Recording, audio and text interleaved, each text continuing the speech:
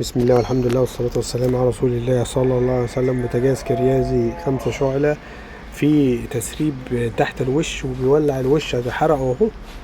مجرد ما بيفتحوا العين بيشموا ريحة غاز وبيولع من جوه لدرجة بتسخن الحتة السوداء دي بتسخن. طبعا هم جابوا الشركة عشان يثبتوا ان في تسريب غاز. الشركة طبعا شيكت على المواسير مفيهاش حاجة، العيب في البوتاجاز من جوه. فهنا احنا هنعمله كده مع بعض. هنحل الوش اول حاجة، ادي مسمارين ورا ومسمارين قدام، وفي 2 من على الجنب من ناحية اليمين اهو، و2 الناحية التانية من ناحية الشمال. 8 مسامير، 4 في الوش و4 في الجناب. طبعا انا عامل فيديو لحل الوش. طبعا انا امسك من هنا وبحل كده وبخلع الوش. ادي التسريب اهوت، ادي الماسورة كده. الماسورة فيها سدد، الماسورة فيها سدد جامد. ليه؟ الغاز وهو طالع بيلاقي سدد بيرد تاني، والنسبة البسيطة اللي طالعة هي اللي بتولع، لكن لا فونيا ولا محبس ولا اي حاجه. اهو نضفتها اهوت. الوساخه طبعا لما بتنزل الماسوره سلك، مش في عيب بقى لا فونيا ولا محبس ولا اي حاجه. اهي سلكها تاني برضه.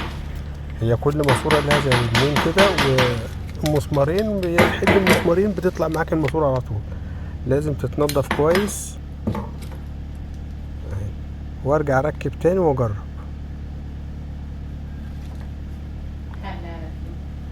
اهو نجرب اهو.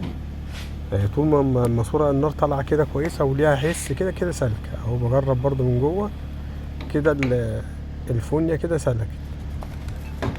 ادي الماسوره التانية حليت برضو المسمارين واطلعها، اديها برضو نضافه.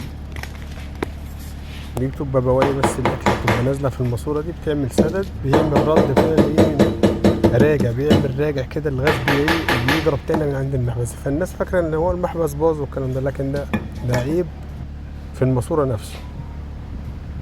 بص بقى اللي هتنزل دي، بص اهي الحته اللي نزلت ديت هي اللي سد الدنيا كلها. اهو ركبت تاني اهوت. تمام. السلام عليكم ورحمه الله وبركاته.